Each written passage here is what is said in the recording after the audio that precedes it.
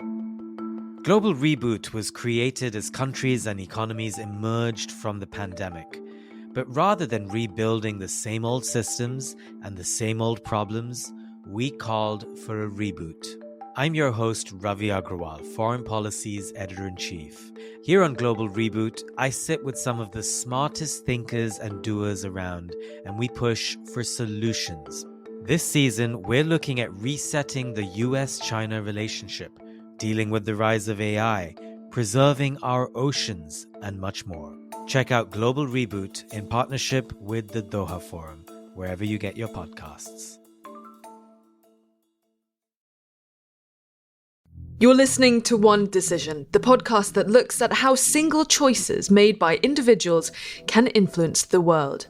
I'm your host, Julia McFarlane, along with the former chief of MI6, Sir Richard Dearlove.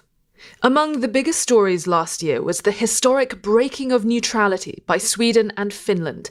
They announced that, in the light of Putin's invasion of Ukraine, they would seek NATO membership after decades outside of the alliance. This week, we're joined by the new Swedish Foreign Minister, Tobias Billström. But before we look at what the latest is on Sweden's membership to NATO, we had to address what has been a pretty busy few days in international politics. Richard, it's been a pretty eventful week this week. This is, of course, the week where the world is going to be marking the one-year anniversary of Putin's invasion into Ukraine, which he launched last February the 24th. And so it has been the week of the 1 year of Putin's war. And we've all known that was coming. But what we didn't know was coming was that President Biden was going to go to Kyiv on this surprise visit. Now, there had been a lot of speculation that Biden may have gone to Ukraine because his trip to Poland, to the Polish capital of Warsaw, has been on the agenda. But it was something that was rather like Zelensky's trip to London and to Europe, something that was conducted in top secrecy because of the obvious security risks. Biden took a 10-hour train ride to Kyiv, and he spent about 4 hours in the capital, and then hopped on another 10-hour train ride back to Poland, Rail Force One, as it's been nicknamed on social media. That was really interesting. I mean, how important do you think was it for President Biden to go and visit President Zelensky in his city, in the Ukrainian capital of Kyiv? And what do you imagine Putin would have thought when the Russians were informed that this was happening? We do know that the Americans did tell the Russians that President Biden was on his way to Kyiv a few hours in advance. How bad did that look for President Putin symbolically? I mean, it was a massive middle finger to Putin, really, from President Biden rocking up in Kyiv the day before he was set to deliver his State of the Union speech. Well, I think it's a huge blow to Putin's prestige that Biden undertakes a journey like that. I think, obviously the timing was, quite apart from the anniversary, I think the timing was carefully chosen because you've got this movement amongst the Republicans in Congress to try to reduce and audit the funding and support going to Kyiv. And I think it was clearly important for Biden, as it were, to make a counter-statement to show the world, really, that he was solidly behind the Ukrainians and that they could continue to rely on American support. And additionally, I mean, he gave another great slug of money or a big commitment for more monetary and weapons support. So I think it was obviously the timing was really vitally important, and I think also to do Poland at the same time, and as it were to contest the anniversary, because Putin obviously made this big speech at the same within the same time frame. And I mean, Putin's speech was really extraordinarily awful in terms of some of the things that he said. I see the BBC have done a fact check on it, but I haven't yet gone through the facts. But the whoppers that Putin can stand up. I just wonder what these. Anybody who's dealt with the Russians knows that they're a very intelligent, perceptive people. I mean, what on earth are they thinking when they stand up and listen to this rubbish? Yeah, I mean, that speech was vintage Putin in a number of ways. He mentioned that, the people of Donbass have been fighting since 2014. He admitted to say against Russian invading forces. Bizarrely, he railed against gay marriage in the UK. He accused the West of starting the war first. One thing that was interesting was he announced that he was formally pulling Russia out of the New START treaty. That is this mutual arms treaty between the United States and Russia. And it's meant to limit the amount of nuclear weapons that both countries have. And the way that this works is that both sides commit to talks with each other in negotiations and allow each other to inspect nuclear weapons arsenals. And it's something that both sides have to proactively engage in. And what's happened is that the Russians, since last year, actually, they have stopped talking with the Americans. They have ceased all sort of cooperation with enforcing the New START treaty. They have refused to allow any inspections to take place. So he announced something that has in practice, really been the case for months, really. And then he also threatened to restart nuclear weapons testing. I have to say, there wasn't really any huge announcement. I mean, that quitting New START, as I said, he was only really articulating something that in practice has really been the case for a few months already. And I think you put your finger on it when you said, well, there wasn't really anything in Putin's speech other than some, the usual absurdities and some very extreme and rather ridiculous statements, which almost make the West laugh. But it wasn't just the Russian president making big speeches this week. President Joe Biden, shortly after returning from his surprise visit to Kyiv, took the train back to Poland and to the capital of Warsaw. On Tuesday evening, he made an address that mirrored the one he gave in that very same city 11 months ago at the Royal Castle in Warsaw, a month after Putin invaded Ukraine. This time, Biden warned Putin that Ukraine would never be a victory for Russia, saying brutality will never grind down the will of the free. But this wasn't just a speech aimed at the Ukrainians. Speaking in Warsaw, Biden was also addressing Poland and other Eastern European allies when he reiterated the US's rock-solid commitment to NATO and the spirit of Article 5. The NATO Mutual Defence Guarantee. It is that guarantee and insurance that countries Sweden and Finland broke decades of neutrality to seek when they applied for NATO membership last year. Submitting their application as a joint ticket, they have both jointly faced a roadblock in the form of Turkish President Erdogan. He wants the extradition of dozens of people he feels are guilty of involvement in the failed coup against him back in 2016. Some of those people are members of the PKK-prescribed terrorist organization, but others are teachers, journalists, and critics, putting both Sweden and Finland in a tricky spot. Sweden has a new government in place, a three-party right-wing coalition, including a far-right radical party that was founded by Nazi sympathizers, the Swedish Democrats. Sweden's accession into NATO is an urgent priority for the new government. This week, we sat down with the new Swedish Foreign Minister Tobias Billström, and we asked him how the process was going. Minister Billström, thank you so much for joining One Decision today. It's a really, really great time to talk to you. Very relevant time to talk to you as Sweden is taking up the presidency of the European Union Council for the first half of this year. And your government has laid out your priorities for the bloc during this time. I believe security, unity, competitiveness, green and energy transitions, democratic values, and the rule of law. We spoke to your Finnish counterpart, Pekka Haavisto, who was very optimistic at the time of reaching agreement with Turkey. They have demanded that Sweden and Finland address their security concerns when it comes to Kurdish militants, whom the Turks see as terrorists who allegedly took part in that 2016 failed coup against President Erdogan. And Ankara is demanding over 100 suspects from both Sweden and Finland.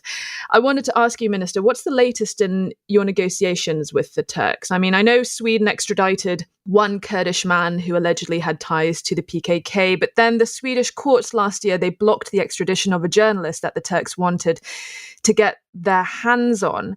It's a good time to ask you because there's been a lot of tensions rising after these protesters in Stockholm, in your capital. They hung an effigy of the Turkish President Erdogan. There was also outrage after a far-right politician burned a Quran outside the Turkish embassy in Stockholm. Have these incidents thwarted your bid to join NATO? Is it more of a question of waiting until the next Turkish general elections, perhaps, or are you inevitably going to have to send Ankara their political prisoners in exchange for NATO membership? Well, thank you very much for the questions. First of all, the issue of Sweden and Finland becoming NATO members is, of course, very high on the Swedish government's agenda. And it remains like that because of the dire security situation that we have in our part of the world and also, of course, on a global scale following Russia's aggression against Ukraine. Now, I would like to be very clear on two things, since you brought forward quite a long list of things that have happened. First of all, there are, of course, no negotiations. Negotiations, they were finalized at the Madrid summit, and they concluded with the signing of a trilateral memorandum between Sweden, Finland and Turkey, where we lay down certain issues where Sweden and Finland should deliver on a number of matters where Turkey felt that their security needs were to be satisfied. Now, we have said repeatedly from the Swedish government, where I'm foreign minister, that we, of course, are going to do everything which is laid down in the memorandum, and we have done so. And we have now reached the point where we believe that every issue has been dealt with and where the Turkish parliament, in consequence, the Turkish parliament should start the ratification process. Now, of course, this is a question where the process is today. We believe that there shouldn't be any kind of hindrance in the way for the Turkish parliament to continue and follow up on the ratification. As I've said also, everything within the memorandum should be fulfilled. Any demands outside of the memorandum could only be met by the Swedish or the Finnish government if they are within the framework of our constitution, our legislation, and normal principles, or fundamental principles, I should say, for rule of law. Right. I mean, that is something that is almost sort of open to interpretation from the Turks' point of view, because they, in the subsequent appearances after the signing of that memorandum, they appeared to be under the impression that Sweden and Finland promised extradition of the people that they want to get their hands on, whereas Sweden and Finland have been very clear that they promised that they would process extradition requests, but not necessarily grant them. So is that something that you can negotiate with Turkey, or do you think they're going to be pretty bullish about demanding these people that they want out of your country? Well, first of all, as I said, the negotiations were finalized in Madrid. And if for anyone who reads this memorandum, and it's open, there are no secret protocols or anything to it. Everyone can see what's written into it. And there are no mentioning of either individuals or extraditions as such. It says that if there are demands put forward, they will be dealt with within the framework of the European Convention of Extradition, a document or a treaty where both Sweden, Finland, and incidentally also Turkey have signed up to. So I believe that there is nothing unclear or opaque with the memorandum, and so again we have fulfilled what we promised to fulfill when the treaty was signed in Madrid. Recently, the NATO Secretary General suggested that Sweden and Finland may not have to join NATO as a pair. Now, some officials have said that Stoltenberg's comments potentially reflect a shift in attitude, that Finland's long 1,300-kilometer border with Russia makes it more critical that they be admitted into NATO as soon as possible, even if it means leaving Sweden behind. I mean, Sweden and Finland, you have both presented your bids as a joint ticket to NATO. So is this recent suggestion by the NATO chief a blow for your country? No, I don't see it that way, especially not since I saw the follow-up press conference where Secretary General Stoltenberg made it very clear that in his opinion, Sweden and Finland should join together, and that this is a good thing for NATO as an organization, and that it will strengthen the organization's capability of securing peace and stability. So from our point of view, things are exactly the same. But having said this, it has been quite clear right from the outset that the decision of bringing on new members into NATO is a question of state sovereignty. It is always the individual parliaments, Sweden, Finland, Turkey, and all the other members of Turkey, up to the 30 members that the organization have. They all make individual decisions. So I think that sometimes it has been a bit overstated, this question. We know that this is the case, that Sweden has to make one decision, Finland another, Turkey a third. And this has been known from the outset. And we now have 28 member states of the 30 that has already decided upon Sweden and Finland and said that they are welcoming us. And we repeatedly get messages coming out from all the capitals in both Europe and across the Atlantic, from both Washington and Ottawa, that they are welcoming Sweden into the family. It is only Hungary and Turkey that remains who will have to take the decision. I wanted to ask you about that interesting news last year of the arrest of 2 Russian spies in your security apparatus. There was that story last year where Swedish prosecutors, they charged 2 brothers of Iranian origin for allegedly spying for Russia's GRU military intelligence service for 10 years between 2011 and 2021. And one of those brothers had apparently even served in your intelligence service, SAPO, and in intelligence units in the Swedish army. So I wanted to ask, where does Russia rank in your perceived threats to your nation? And, does this figure in your push for NATO membership? I'm sure it does. But, will NATO membership, do you think, elicit perhaps more aggression from the Russian intelligence services, or will it be a deterrence, do you think? Well, I would like to start by pointing out that we are not alone in this. As a matter of fact, given the consequences of Russia's aggression on Ukraine, we have seen in many states within the European Union and also abroad the same phenomena, that spies are being revealed because the activity of spying organizations in Russia has increased thanks or due to the war. So that should be mentioned as well. This is not a separate Swedish issue. It's something which you can see or should be seen also in a broader sense. But again, well, of course, we know fully well that Russia's intention against Sweden and Finland has been to keep us outside of NATO. And that, of course, was the basis for the letter which was sent on the 17th of December 2021, where Russia declared that Sweden and Finland were to be forbidden to join NATO, and also that we somehow should be incorporated into a sphere of interest where Russia should decree what individual countries should do or should not do regarding their security situation.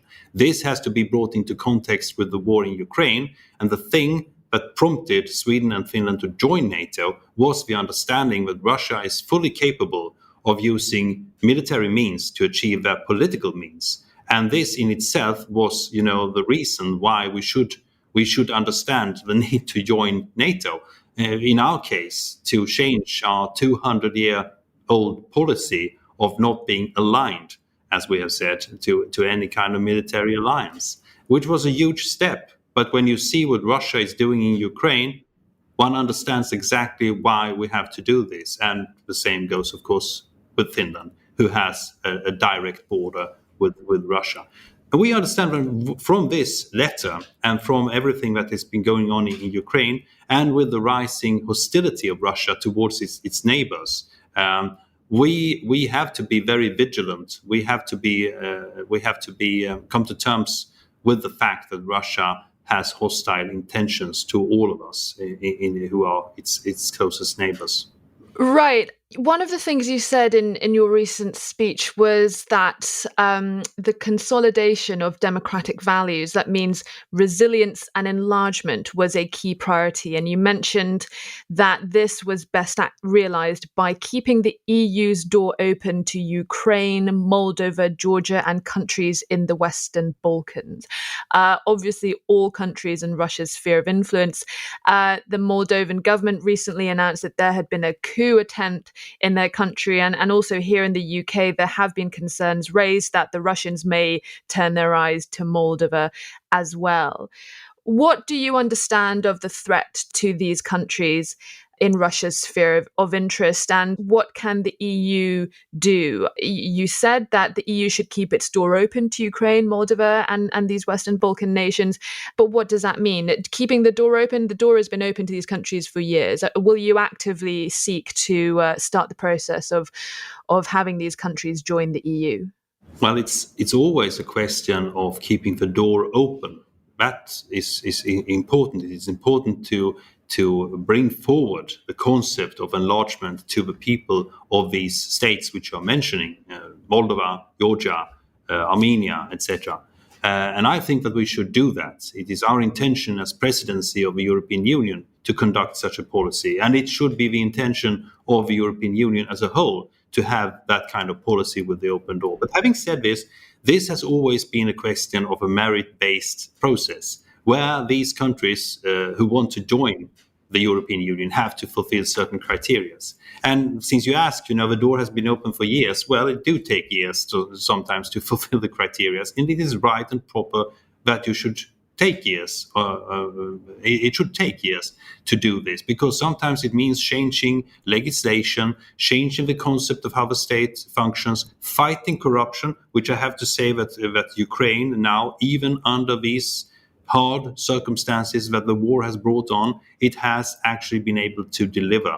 And this is exactly why the Swedish presidency have said that Ukraine should receive, during this spring of 2023, a report back to Kyiv how they have fulfilled the criteria, again to show the concept of the open door. But you reach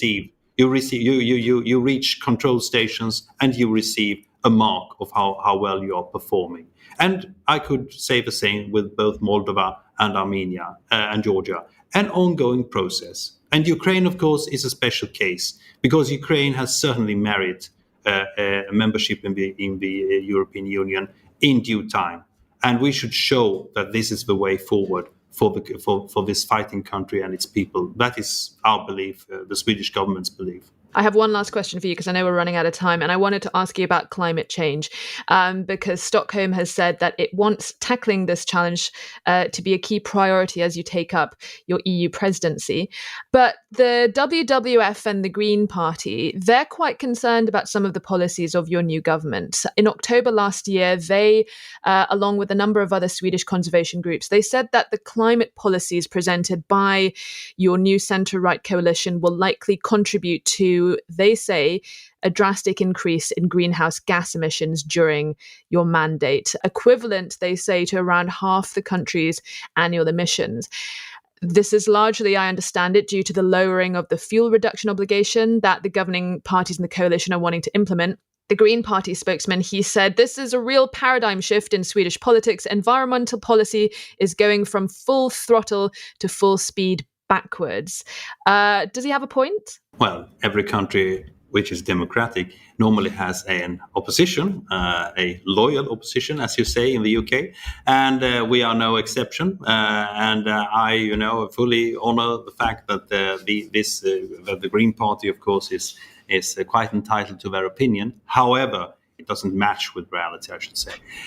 We have, from this government, a very, very strong emphasis of performing green transition. We believe that it is in the interest of the Swedish industry, and by far also with the Swedish society, if we want to remain competitive on the world market, where Sweden has to be, since we are an export-dependent nation, and our wealth and in consequence also our welfare is dependent on us being able to sell products and services on a global market, which are green products and green services.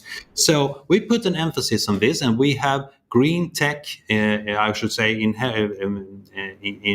a green tech process going on among Swedish companies, a bit regardless actually of what the government is doing, because we can see already that many of them they have changed, they have done this transmission out of their own accord. There is one component, though, which I would like to stress, and that is energy. There we can see a big challenge for Sweden in the years to come. Unfortunately, the previous government, where the Green Party was a part of, has made some very drastic reductions when it comes to the Swedish energy market, particularly on nuclear power, where they have been responsible for shutting down fully functional nuclear reactors. Now, that has led to a deficit when it comes to energy production in Sweden, which we intend to amend by building new nuclear power stations. And we have made a big bid from the Swedish government in this direction. Let's hope that in the years to come, we will find financing solutions together with the Swedish industry, which has shown a great interest in this concept. And so we will be able to rebuild back and build back better, as the term goes, when it comes to the energy production in Sweden, which is extremely important for us as a nation. Yeah, that's fair enough. I mean, you're essentially saying that you're lowering your targets with reducing fossil fuels. You're essentially saying that's being offset by some of your other green policies.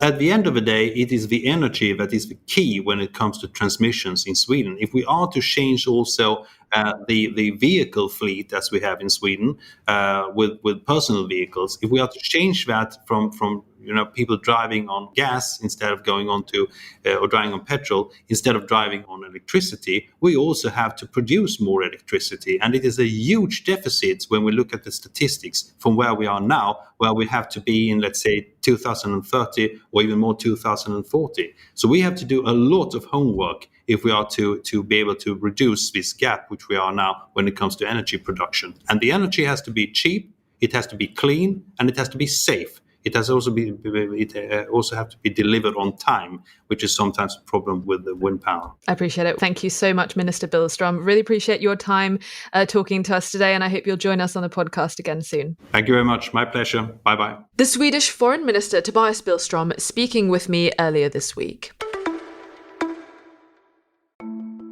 Global Reboot was created as countries and economies emerged from the pandemic. But rather than rebuilding the same old systems and the same old problems, we called for a reboot. I'm your host, Ravi Agrawal, Foreign Policy's Editor-in-Chief. Here on Global Reboot, I sit with some of the smartest thinkers and doers around, and we push for solutions. This season, we're looking at resetting the US-China relationship, dealing with the rise of AI, preserving our oceans, and much more. Check out Global Reboot in partnership with the Doha Forum, wherever you get your podcasts. We'll bring in my co-host, Sir Richard Dearlove, back now, because the issue of Kurdish targets in Sweden who are wanted by Turkey doesn't look to be an issue that could likely be resolved anytime soon. The Turks, essentially, they want dozens of Kurdish targets to be extradited from both Finland and Sweden. Finland has half the number of people that Ankara want extradition of. However, something interesting that happened earlier this month was the NATO Secretary General, Jens Stoltenberg, at this summit of defense ministers that happened earlier in the month. He came out and he suggested that perhaps Finland could join NATO before Sweden did. And given that they share a 1,300 kilometer border with Russia, it was perhaps more important that they joined before Sweden. And it's interesting because until now, the Finns and the Swedes have presented their application for membership as a joint ticket.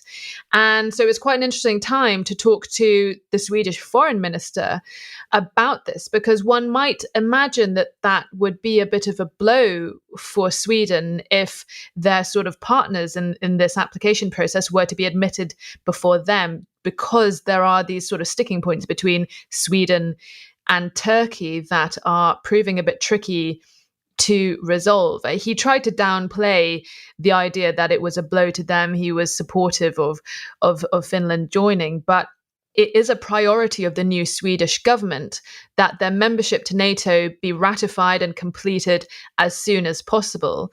And it's proving really a bit tricky at the moment. I mean, what did you make of his response to my question? And I'll ask you the same question I asked him. Do you think it's just a matter, really, for Sweden and potentially Finland, of waiting until the Turkish general elections, which are due to take place later this year, for that to take place first? Erdogan's acting in character and being a real pain in relation to this problem of Kurdish refugees. I mean, they are KDP members, and obviously the Turks view them as sort of enemies of Turkey, but terrorists rather than political enemies. There are many more, as you say, in Sweden than there are in Finland. I mean, my prediction is that the Finns will join first, and that there isn't really a significant blockage, I think, in terms of Finnish accession, and that probably the Swedes will have to wait, because that's where the major problem lies. And you're right, they did make a joint application. We're expecting to join together. I'm not sure how long that Erdogan can hold out on this issue. I mean, I think you have to realize that Erdogan himself, he has not come out of this terrible earthquake very well. And that must, as it were, damage his political base because of the violation of the building codes and the huge problems of construction which derive really from corruption at the local government level. And I think Erdogan is going to reap that whirlwind. So he did, the last election he faced, if I'm right, was a local election in metropolitan Istanbul, and that went, I mean, he won it, but it was pretty close around the thing, and his opponents did quite well. So I think that looking to the future, probably you'll see the Finns come in, the Swedes wait to the election, and then we'll see where we stand after that. I think Erdogan is going to go on making life difficult for Sweden for the moment. But this accession to NATO is hugely significant because, this all started, and what I mean by that is the war started really to prevent Ukraine going west, if you see what I mean, whether it was membership of the EU or eventual membership of NATO. And the accession of these two countries make the Baltic really into a NATO lake. The Finnish military is hugely sophisticated. It probably has the best winter fighting capability in Europe. It has a small professional military, but a huge call-up. And they have the best artillery in Europe. I mean, they are a formidable force. And of course, in the Finno-Russian War, they showed their mettle, although they were fighting on the side of Germany in the early years of World War II. It's quite complicated, so we won't go into that historically. But they acquitted themselves amazingly well against the Red Army. And then the Swedes have a great air force, which has a very high level of competence, and a very, very effective navy. Land forces are not such a big deal. And then they have all sorts of other capabilities in terms of intelligence collection. And the Finns have that too. And of course, their location in relation to Russia makes them really valuable. And this hugely strengthens the northern flank of NATO. It's a very big deal. But I should note, going back to the extraditions that the Turks are seeking from Finland and Sweden, then they're not all political party members. I mean, the BBC spoke to a few of those people on Ankara's list. I mean, one of them is a journalist. One of them is a teacher who fled Turkey. Another is someone who was convicted of arson and damage against the Turkish embassy over a decade ago. They managed to track him down, and he was quite surprised to find his name on the list because he served a short sentence for his arson. He paid damages to the embassy, and the case was closed according to him and the Finnish authorities. He's now actually a citizen. Some of these demanded extraditions by Ankara look a tad vexatious, possibly bargaining chips, or just simply critics of Erdogan that he just refuses to tolerate. And I think you're totally right that Erdogan has not come out of this earthquake in a strong position. And I wonder if that's going to make him dig in a bit more when it comes to dealing with Finland and Sweden. It is partly about internal Turkish politics and Erdogan's attitude towards the Kurds. And you're quite right, some of them will be journalists, teachers, cultural people or educators, who have aspirations for a Kurdish independent state, which is quite common in the Kurdish community. But Erdogan also, I think, is using this to maintain his relationship with Putin. And he's able to say to Putin as an interlocutor, look, I'm doing you a big favor because I'm holding up the accession of these two countries to NATO. And I think Erdogan still probably has pretensions to be some sort of peacemaker or negotiator. And therefore, it's quite natural that, he should put himself in this sort of position using the Kurdish issue. I don't think it's not purely about Kurds. It's about Erdogan's arrogance and self-esteem and the fact that he sees himself as a geopolitically significant player. One thing I wanted to ask you, another interesting development that we've seen in recent months is that Europe has been cracking down, has it not, on Russian spies. I mean, we have seen a few stories now of these arrests in Germany and Sweden. The Swedish spy story was interesting, that involving these two brothers who were accused of passing secrets back to Moscow. One of them was an intelligence officer in the Swedish security services. Very Le Carré stuff. Do you think this is, obviously, Russia has spent decades trying to infiltrate Europe's security apparatuses, and these arrests that have taken place and these unveiling of these spies at these embassies across Europe has given us a little bit of a window. When I say us, I mean us mere mortals who have not had a background in working for MI6 as you have done, but of, the sort of reach that the Russians can and do have in our security networks. What do you make of these recent arrests? And, as much as you can divulge to us, what the job of unmasking Russian spies across Europe, across the UK, it's a difficult line to tread, is it not? Because on the one hand, if you unmask these people and you flush them out, you lose the intelligence you can potentially get on them and potentially what the Russians can get up to. I'm talking about counterintelligence and things like that. Well, I think, this espionage activity goes on, and it has gone on all the time. During the Cold War, since the end of the Cold War, there's no question at the moment that the situation is heightened because of Ukraine.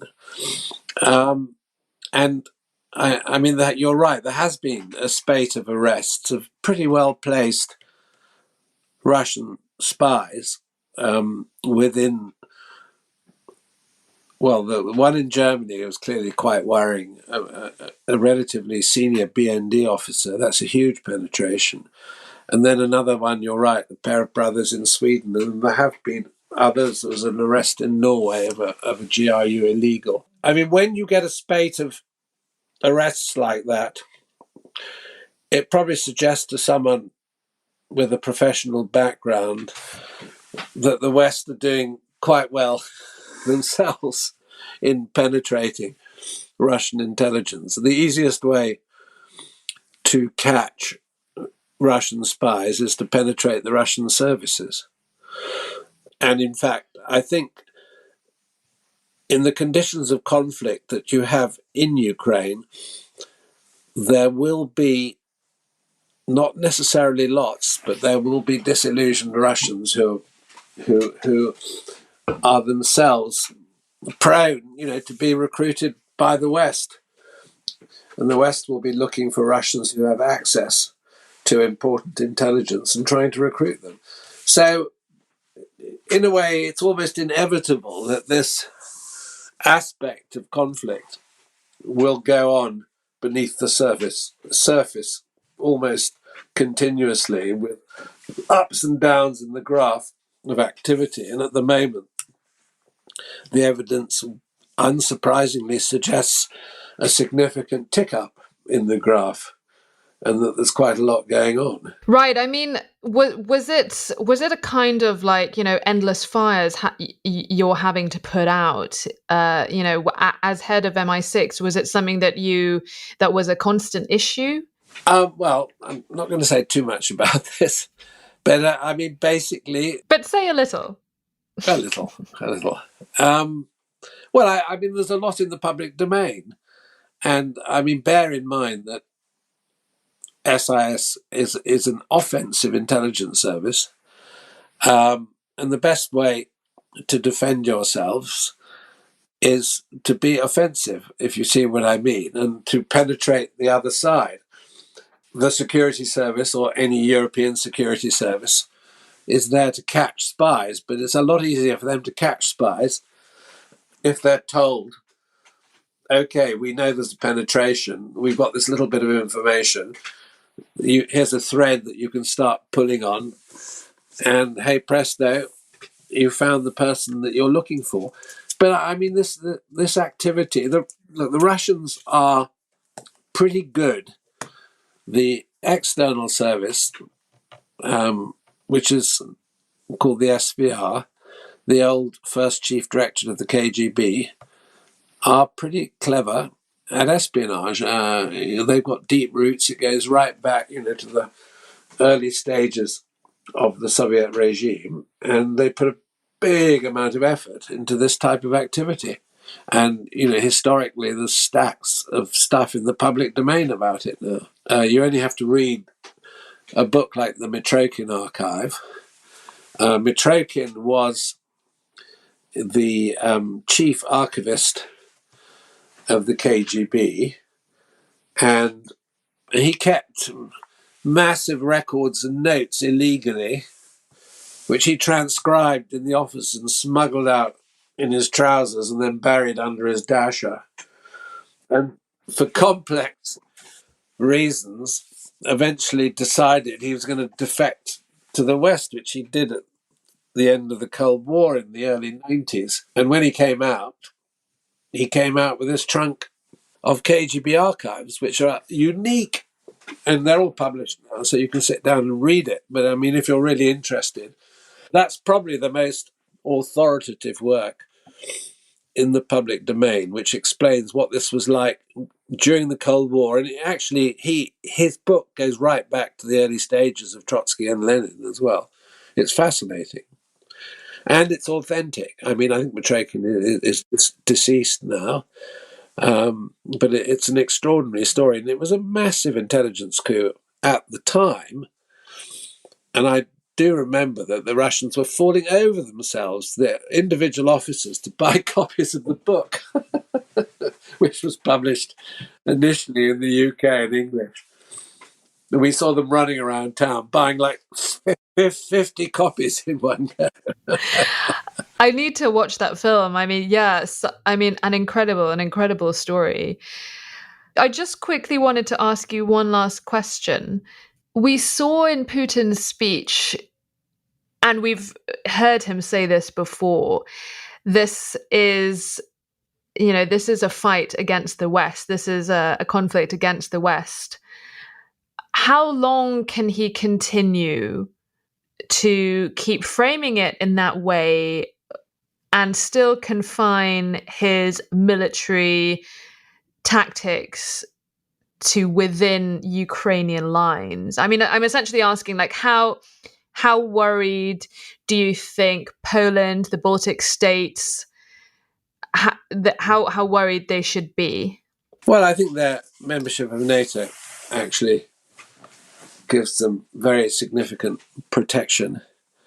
So Article 5 of the NATO Treaty, which guarantees NATO intervention if the Russians were to cross that red line and go beyond Ukraine. And I mean, that is a massive, or would be a massive escalation, and the Americans and we on our side and Europe on our side has been careful not to take steps which are provocative in terms of creating an escalation. The thing is, it's a European war, and it, as it were, contains the elements of a European conflict, but it's being fought by a proxy. The West's proxy is Ukraine. And we are very fortunate, to have courageous Ukrainian soldiers, men and women, fighting for a principle that we wish to defend. And I mean, I think what's extraordinary about this is that Ukrainians aren't asking us to do the fighting with them. They're asking us to provide the means for them to do the fighting. And I think, this is a huge issue in Europe. And of course, incredibly important. And I think that if Ukraine were to fall, and I mean almost completely, not just part of it, I think that's unlikely. But if it were to happen, then I think there is a broader risk to other countries of the former Soviet Empire, particularly the smaller ones like the Baltic republics. And, obviously you've got the example of Moldova as well, which is highly vulnerable for reasons of geography. Oh, yes. I mean, Moldova is a topic for its own podcast in itself, but the recent reports of an attempted coup are absolutely fascinating and definitely deserve, we need to go into that in more detail. But just finally, I just want to pick you up on something really interesting that you just said. You said that, Ukraine is the West's proxy. And, it's interesting because that's exactly what Putin argues, that the West is using Ukraine as a proxy against Russia. The Ukrainians also say, we are fighting Europe's war. We are your front lines. We are fighting not just for our safety, but for European safety. But it's the West, and particularly, Biden this week, really trying to frame it not in those terms, trying to frame this as Ukraine's fight, which the West supports. But I do think it is interesting because narrative and framing is incredibly important, particularly when you have someone like Putin who uses narratives, a lot of people will say false narratives, to justify to his home population exactly what his strategic goals are. And he is deliberately trying to frame this as a war that the West is fighting against the Russians. And we see the West bending over itself to try and not frame this in a way that gives any kind of credence to Putin's claims of like NATO expansionism or anything like that, to try and deny Putin any kind of justification or any kind of credibility for his justifications. But the Ukrainians and the Russians are sort of saying the same thing, that this is a battle between Russia and the West, but it's one that the West really does not want to face up to right now. I mean, I agree that there is a complexity of explanation and framing, but if you wish, what we're witnessing is a significant part of the previous Soviet Empire, and a strategic part as far as Russia is concerned, breaking away. I mean, this is the end of the Soviet Imperium, and I think I've said it before, Russia without Ukraine is a much diminished power, because if you look at Russian history, you go back to Catherine the Great. She understood that the natural wealth and riches of Ukraine would make Russia great. And, she founded the city of Odessa for the export of grain to the world. And this has a very, very long history. And I think for a long period of time, the Ukrainian identity was suppressed, or at least had no sovereign expression of significance. And of course, I think this is where Putin suddenly, made such a severe misjudgment, because in that period of the early 90s onwards, I think what's extraordinary is the speed at which Ukraine has turned into a sovereign nation, determined to preserve its culture and its identity, and they're prepared, to fight to the death to do it. And then the interests that have become invested in this war become very potent. And you only have to look at a map and see where Ukraine is to understand why and how this has happened. And I think if you have an understanding of modern European history, then there is a track down through historical events to where we've ended. And of course, the irony is, we wouldn't be at war with Russia through Ukraine if Putin hadn't taken this extraordinary decision and, marched his army into the country. I mean, the thing is, it's absolutely black and white, really. It's something that Putin continuously omits from all of his speeches and every word that he says about Ukraine. Of course, and it started off as a special military operation. It wasn't even an invasion. But of course, now, it's matured, the terminology has changed, our perceptions changed. It's become a globally potent issue. And I think, we're all sitting there at the end of year one, trying to anticipate and predict where it will go. But my word, it's difficult to be accurate. The only thing I think we can say with great accuracy is that Putin's initiative in doing this has failed. And, we're now into the complexity of where it goes and how it develops further. But what he set out to do, he failed drastically and decisively. And you've already quoted the example of NATO emerging from this massively strengthened, which is exactly what Putin wanted to achieve, the opposite. That's it for this week's episode of One Decision. We drop new episodes every Thursday. Like and subscribe so you never miss an episode. Drop us a line. Tell us your thoughts. What decisions have impacted you and where you live? You can write to us. Our email is onedecision@onedecisionpodcast.com. From me and the team, thank you for listening and see you next time.